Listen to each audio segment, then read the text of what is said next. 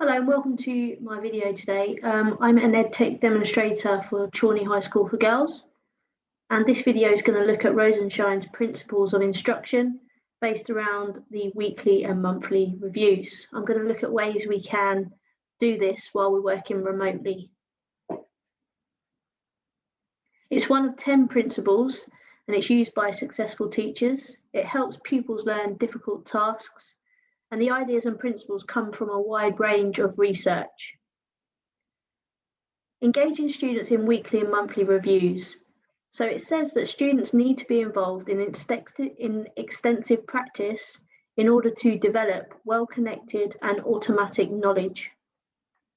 The research findings says that it needs to be extensive and broad reading, students need extensive practice, and this helps them to develop the networks of ideas in their long-term memory.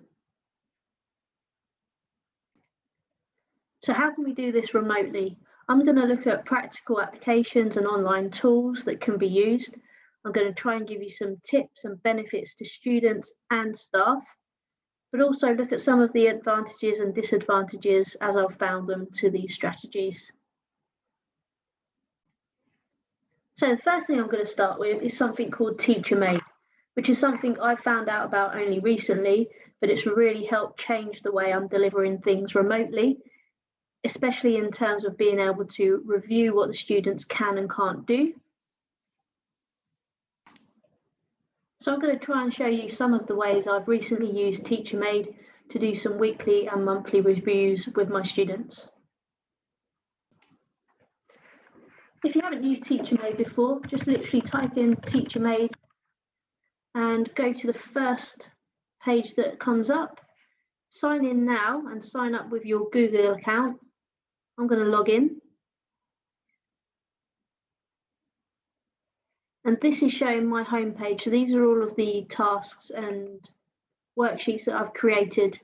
Now, the great thing with Teacher Made is that you can use anything. You could use a JPEG, a GIF, you could use a PDF, anything like that that you've got, you can turn it into an interactive worksheet for the students to work from. And to do that, you just click into create a worksheet. Now there's other videos about that, but I'm going to show you and talk to you now about some of the specific things I've used it for in terms of weekly and monthly reviews. With one of my classes, I've been working on circles, so areas of and circumference of circles. And I wanted to see how many of them could still remember the different names for parts of circles. So I created a really short task. And if I show you the worksheet,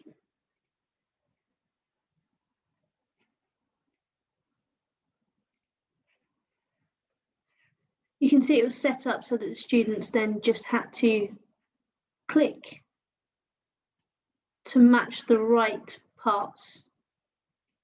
Okay, so if I make sure I click it to the right one there.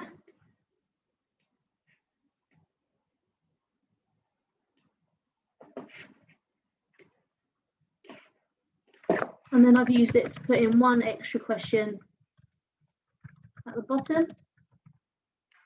And then the students would just submit their work and they can see straight away whether they've got the answers right or wrong. You can also see as well. So this is something that I covered a couple of weeks back, and it's good to see whether the students can still recognise the keywords that you've asked them to be able to learn.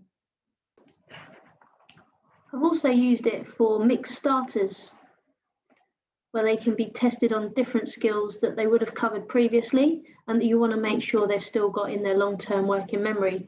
So it's got very clear instructions and the pupils just input into the answer boxes as shown.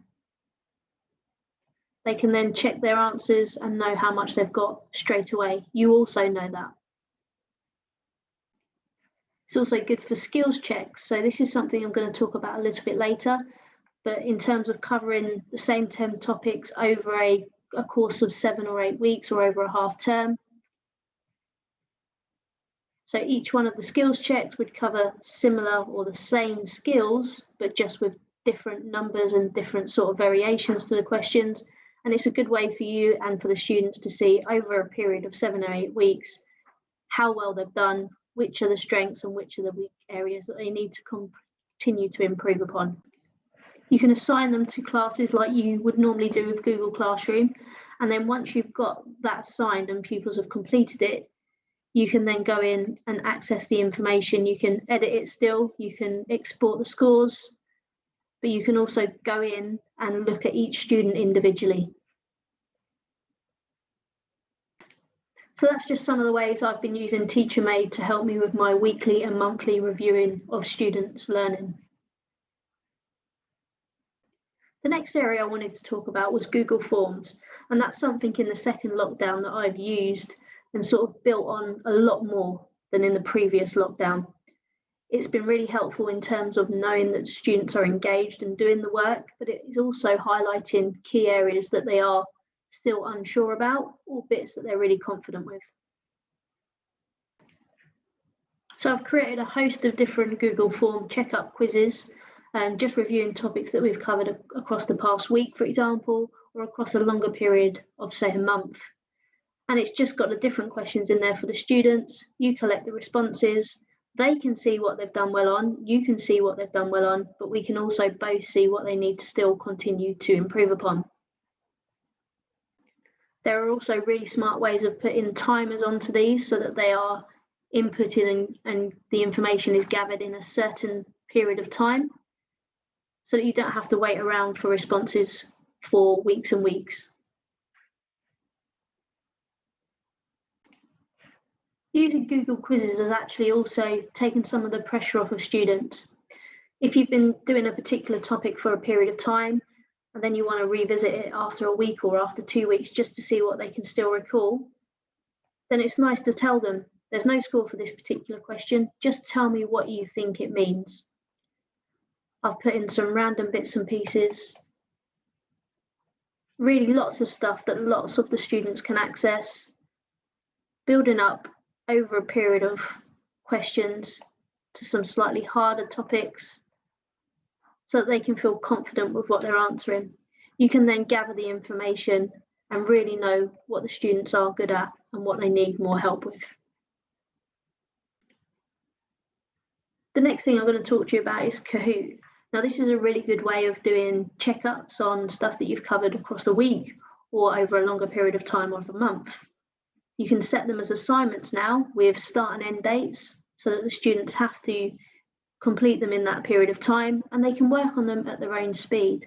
There doesn't have to be any time limit to the questions, so therefore we get away from this trying to give your answer fast to actually them taking their time and seeing what they can recall without the pressure of trying to score a really fast time.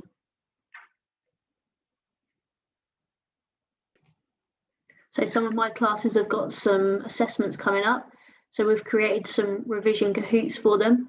You can see on the right here, it's got a timer, but actually when you set it as an assignment or as a challenge, you can just say to remove the timer option. So you don't have to sit there and change all of these that you might have used before. You can just remove the timer option. And you can see it's covering a host of different topics that the students will be having in their test in different ways as well. Sometimes they've got to fill in the gap. Other times they've just got to pick the correct answer. And it's just a really nice, supportive way of them getting help with the topics that are going to come up on their next assessment. The fact that you can link straight away into Google Classroom your Kahoots is fantastic. The students don't therefore need game pins. All they do literally is they click on the link that you've created, they put in their name, and they get going with the questions. And as I say, taking off the pressure of having a timer really helps you get their understanding rather than them trying to give you the quickest response they can, which is not always the best one. So I mentioned earlier on in the video about skills checks.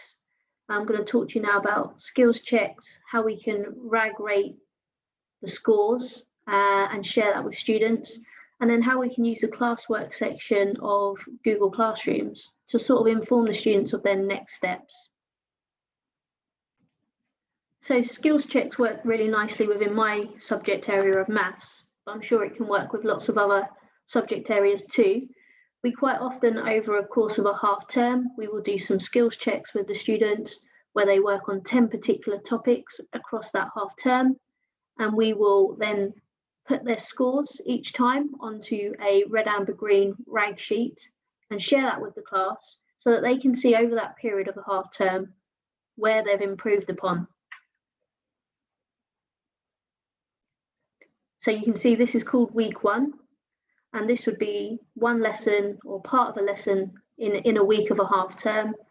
They would have boxes here that they would fill in, and then what you would notice is on the week 2 there would be very similar questions of the same skills, so that over the course of 7 or 8 weeks we can see the improvements that they've made.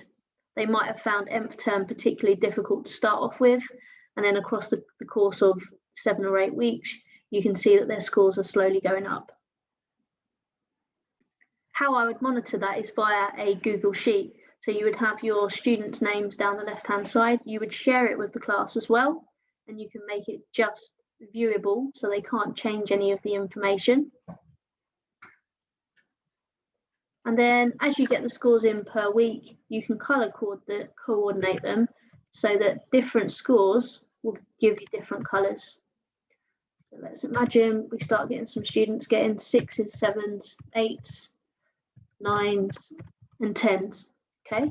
And then across the course of the 7 or 8 weeks, so this student got score 1 in week 1, they improved to 5, 7, 8, 9, and then by the end they were getting 9 out of 10. So you can be confident that that student has improved across those 10 skills that you were covering in that half term.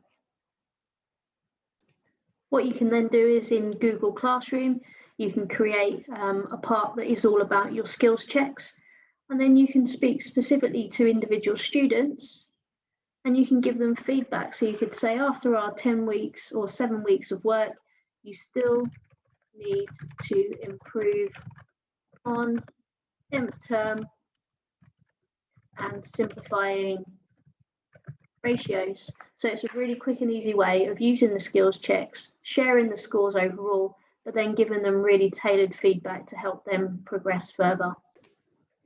So what you can then use is Mote for both questions and also feedback from your weekly and monthly reviews that you've done. It's a good personal touch to the students, it's quick, it's efficient, and you can do it whole class if there's a common need. It also, as I've said, can be really personal and individual to that student. Again, within your Google Classroom, you can see them on Demo Student 1. I've given the information here, but I can also give it via Mote. So instead of typing it in, I could literally just click on the Mote here. It starts recording straight away, and I can say exactly the same things that I've typed in here. So well done on the skills checks. You still need to improve upon nth term and simplifying ratios. Click on done, add it to the post by clicking, and then that student gets an individual voice note from you. You might also want to sometimes give whole class feedback, as I've said. So again, you can then go into the class comments and again, click on Mote. It will start recording straight away. You can give a whole class feedback comment. So well done everybody on the skills checks. It's clear that we need to work on nth term, so this is something we'll cover as a class, but I'd love you to go away and try and revise that a little bit more to help yourselves too. Click on done. When it's there, you can share it, and that shares it with your whole class, and they can just listen to that voice note. You could also use it in your stream. You could announce something to your class.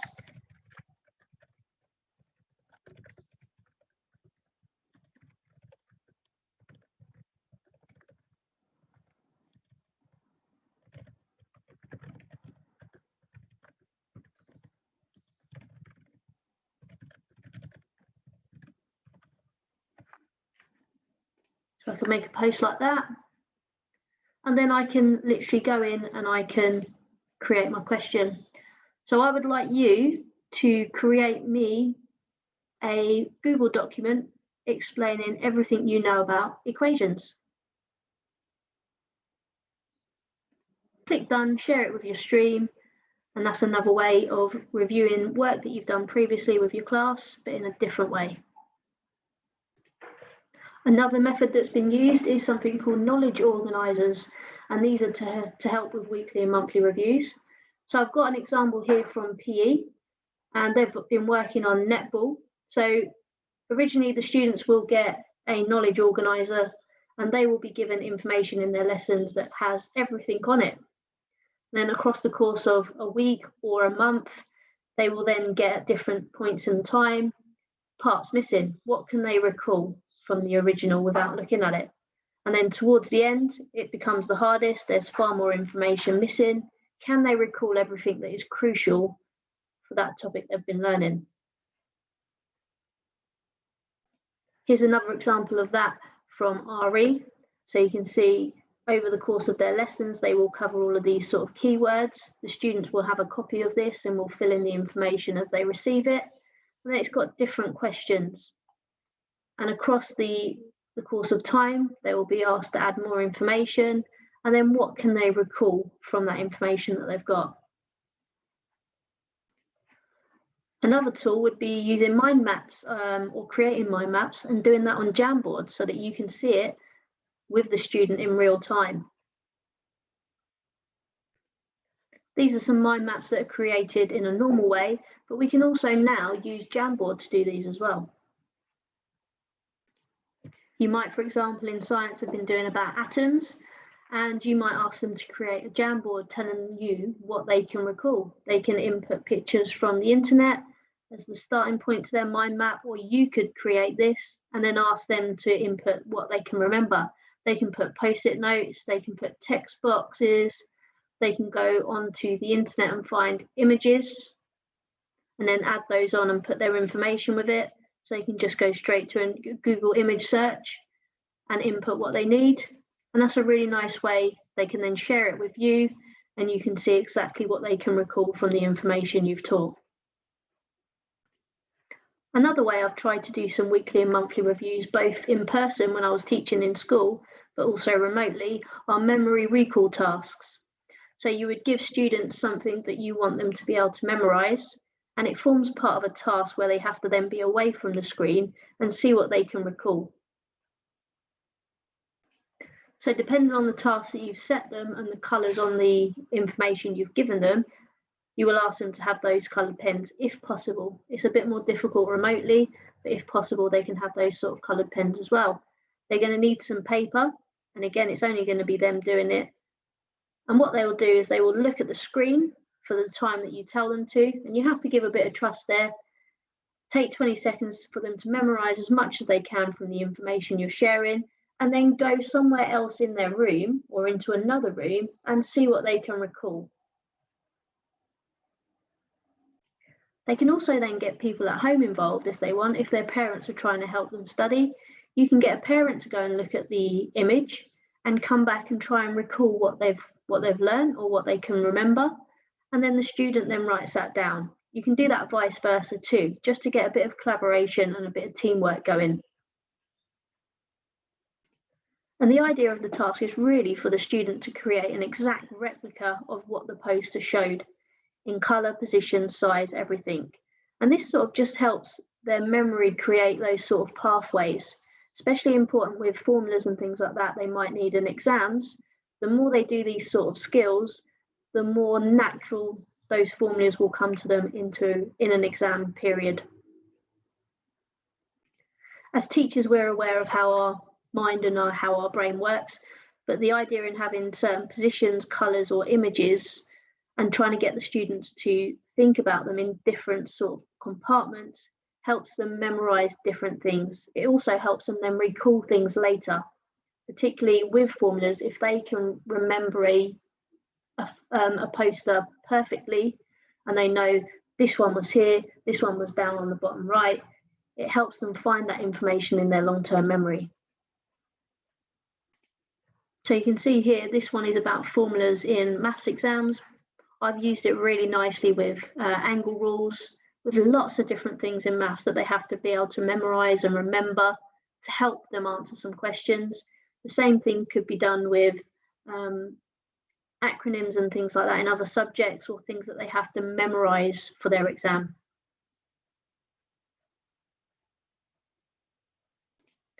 Jamboards can also be used in a different way for collaboration within classes or within student groups, and for questioning them.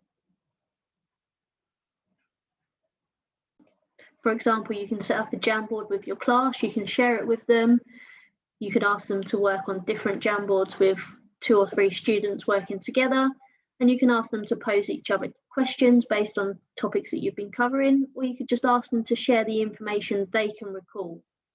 You could then ask other students to build on those responses. So for example, if a student gave a first response about something, you could then ask somebody else to go in and check that work and see if there's any more information or detail they can add to make it a more thorough answer. I hope this video has been really helpful to give you some ideas and ways that you can do some weekly and monthly review checks with students in our remote learning times at the minute. Thank you for your time, and I hope it does help.